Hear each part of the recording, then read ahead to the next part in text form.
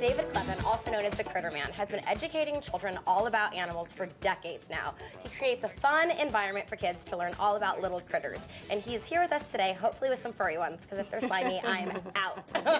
So what do you have for us today? Well, you know, a big part of what I do is do fun and educational programs for schools. But a lot of people might not know that I also do birthday party programs that are fun and educational. And there's great ways that you can do something that's both. And that's how I got involved with the Birthday Party Project, which is a great organization that does birthday parties for all sorts of kids that are in like places like the Family Place and Ronald McDonald House. Great. And so I'm going to bring out an animal first. And this is Susan Cleven. She's a director of the Frank Buck Zoo with one of our cutest animals, one that everyone would absolutely love. The kids just adore these. I mean, it's just like a great big ladybug here. Cockroach. You know what this is?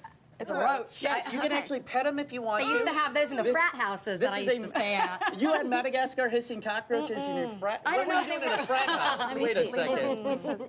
Tutoring the lambda kai. There we go. Do they bite? Cockroaches. They do not bite. They're herbivores. They're plant-eating animals. They're really harmless. And you know what? Because they're so big compared to something like a ladybug, kids can really see them because most people, it's like, ooh, gross. Just the name alone. Yeah, and the look on your face. Right. Yeah, gross and disgusting, right? But you can actually see all the body parts that they have, like the little hairs on the legs that help them to climb upside down like that. With those little hairs like that, the little antenna. He actually grooms himself and cleans himself. Where are his eyes? Are those his eyes on the top The of his eyes head? are on the head, right underneath, attached to the antenna there, moving around there. So it looks like a giant ant head. It's kind of hard to focus on. So, but here's the thing. Yes, a lot of people think an animal like this is gross and disgusting, but the reason that And they'd be right. Let's move on. the reason an animal like that, it's important for people to learn about them, is that we always talk to kids about things like food chains and food webs and the circle of life, how things are connected to each other. So you might think that's gross and disgusting. But animals like this next one, his name is Nyachi. He comes from Africa. Oh, I see Nyachi and I like him already. One of the toughest animals in all of Africa. This is called an African pygmy hedgehog. Can we pet him? Now, you can pet him. Now, a lot of times you would not be able to do this with the hedgehog because their natural instinct is to protect themselves, roll up into a little ball, and protect themselves. He's a lot softer than what do they you think. spit things at people? Do they spit their little spears They at do people? not shoot them, and you know it's not true that porcupines shoot their quills. That's kind of like a cartoon thing we grew up on. But what he's showing you there, that is what he would do. He didn't like that? Well, what he'll do is, like, when he senses things behind him, see, he can't see you back them, so you touch him a certain place, it's just kind of a reaction to kind of like, hey, you know, like it might be a little ticklish or whatever. And that's what he would do to a predator as well, as he jumps. I like you. The cutest little face. What's dropping off of him? His bedding, because he's on like pine shavings and things like that, because you know it's really hard to find hedgehog-sized diapers and Pampers, you know. So right now we have the table and my hand in case he decides to do anything, which he normally doesn't. Let's see the next baby, even though I love Nyachi. Yeah, even though you love Nyachi, the toughest animal in all of Africa. Now, Okay, I can do that. I can do that. you can do Critterman. that. So Susan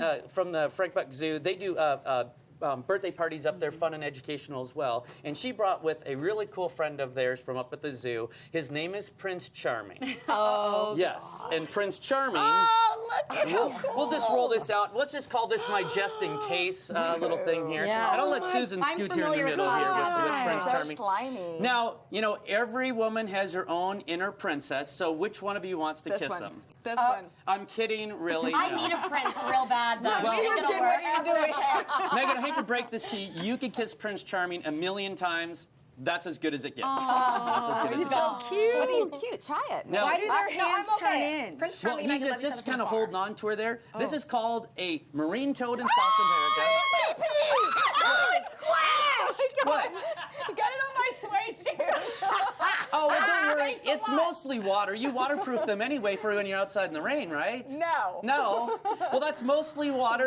That is a form of defense. And that's why we have this very absorbent diaper up here. That's right. Yes. That is a form of defense that every animal on the planet will use if there is danger. Actually, we'll just go Prince that like that, Charming find a dry away. spot there. Let's try the next one. And here's the thing. As much as it's been He has fun. many forms of defense. He can jump, you know, he can puff himself up, and he also has these really cool poison glands that will protect protect them. But making a big mess on your enemy, very effective. Yeah. And That worked.